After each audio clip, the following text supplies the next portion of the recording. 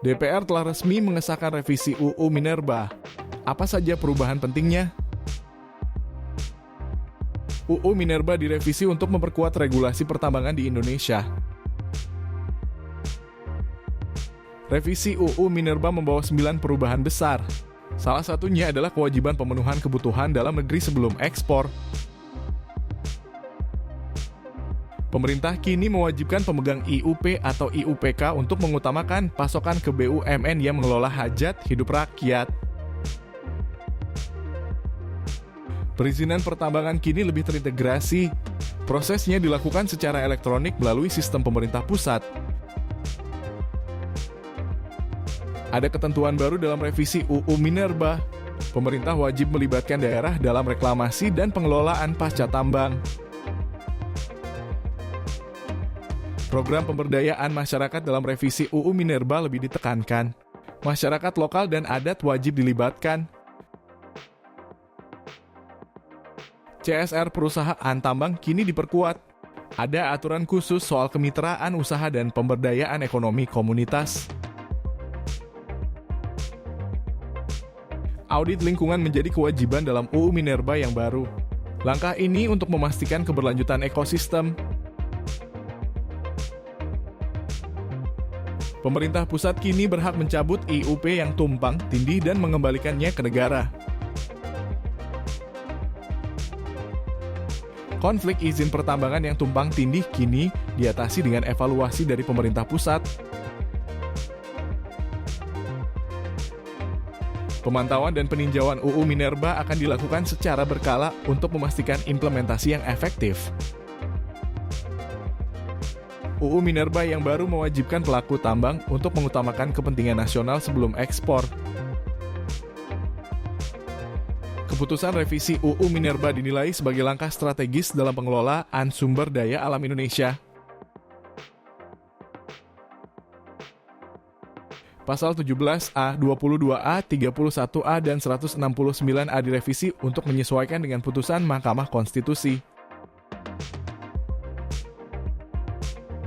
Regulasi baru ini bertujuan untuk meningkatkan transparansi dan tata kelola industri pertambangan nasional.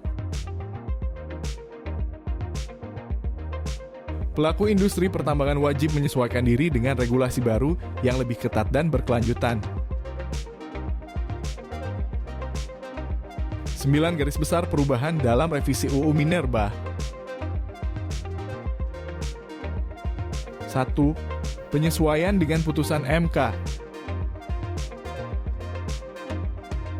Perbaikan pasal-pasal yang berkaitan dengan keputusan Mahkamah Konstitusi seperti pasal 17A, 22A, 31A, dan 169A.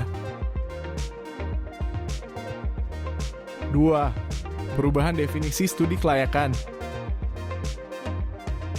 Revisi pada pasal 1 angka 16 terkait definisi studi kelayakan dalam industri pertambangan. 3. Prioritas kebutuhan dalam negeri.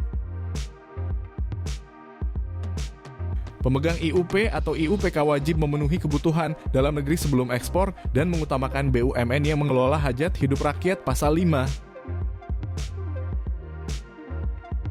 4. Perizinan terintegrasi secara elektronik.